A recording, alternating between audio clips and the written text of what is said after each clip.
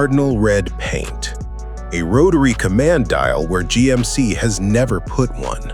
Underneath that dial sits a control architecture GMC has never deployed on a factory Yukon. A single interface reading terrain, cabin mode, and drive character at once.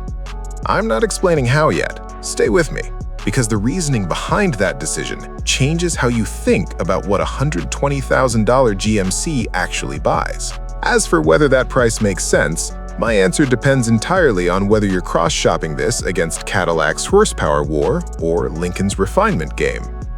We're covering the exterior, stepping into that cabin, then getting into real numbers.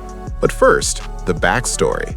Because this trim didn't start as a styling exercise, it started as a response to something Lincoln did first. Most people are staring at the red paint and grille badge. That's not the point. What matters is the rotary dial beside it. One control unifying terrain response, ride height, and cabin ambiance. Every rival still splits terrain mode, suspension, and lighting into separate controls. GMC tied all three to air ride adaptive suspension and magnetic ride control, reading conditions instead of asking the driver to guess. Unified command interface. The dial reads wheel speed, steering angle, and terrain data 40 times per second, adjusting ride height and damping together. The logic is simple. Separate systems reacting independently lag behind conditions that change. It closes the gap between a truck that adapts and one still catching up. Step inside where that philosophy shows up unexpectedly. That cognac leather with red contrast stitching isn't ordinary Denali fare. The quilting and carbon fiber trim read closer to $170,000 Escalade-V Yukon. The ergonomic call worth naming, GMC kept a physical rotary dial for drive mode instead of burying it in the display. At highway speed, that's correct. You adjust by feel, not by hunting through menus. Lincoln pushed more controls onto the navigator's wheel, and reviewers already called that more confusing. Adaptive driver profile lighting, cabin sensors track seat position and selected drive mode, then shift ambient lighting temperature to match. The reasoning is simple. A cabin that feels sportier under terrain mode reinforces the decision you already made. It removes the disconnect between how a vehicle drives and how it feels doing it. Now, here's what I actually think. This cabin doesn't solve for cargo. Standard length third row space runs around 25 cubic feet, and Lincoln's extended Navigator L gives you meaningfully more room for the same money. The exterior is where that competitive intent becomes obvious. The brief wasn't to outpower the Escalade-V. GMC already conceded that fight before it started. It was to answer Lincoln's new 48-inch panoramic display and its Rejuvenate massage system without pushing the sticker past 6 figures by more than a rounding error. That's not a press release detail. That's the actual competitive math behind this trim. Every panel on this truck traces back to that specific fight. Start at the grille. Deep-set honeycomb mesh with LED lighting built into the headlamp housing, functioning as both signature and airflow to the front brakes.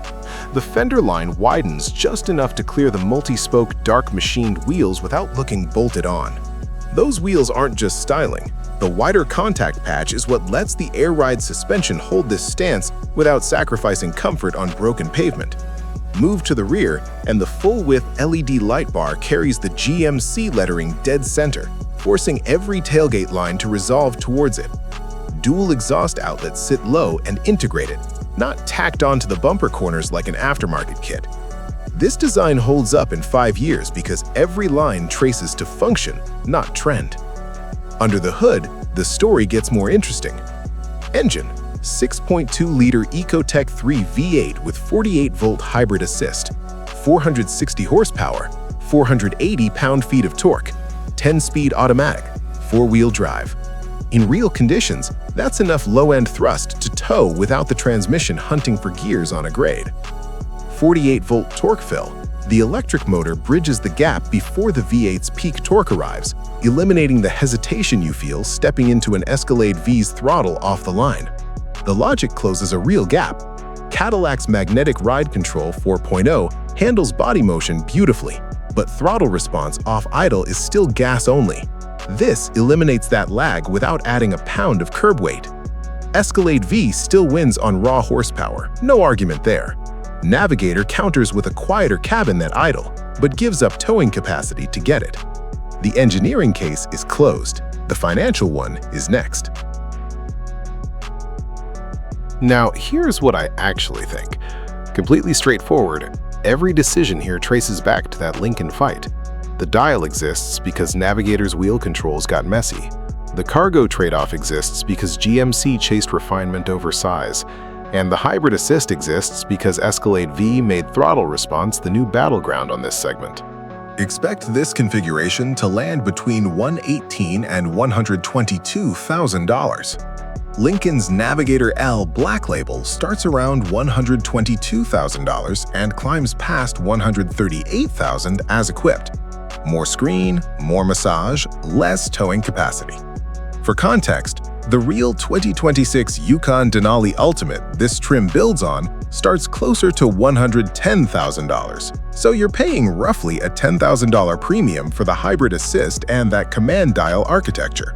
On residual value, GM's factory Denali Ultimate trims have historically held close to 48% of MSRP after 5 years, well ahead of aftermarket modified equivalents that lose value the moment they leave the dealer lot. If you're planning a 4 to 5 year hold and a trade-in, that factory differentiation is what protects your number at resale time. If you're hauling a family and a boat every weekend, this is the smarter buy over Escalade-V. If cabin quiet at idle and rear seat entertainment matter more, Navigator L gives you more of exactly that. Either way, this Yukon earns its premium through control architecture, not horsepower bragging rights. That rotary dial from the opening shot, now you know it's not a gimmick, it's the physical expression of the engineering brief.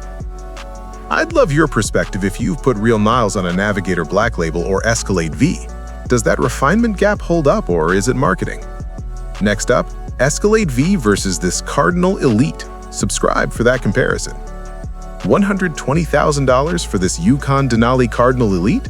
Or $122,000 for the Navigator L Black Label? Drop your call below.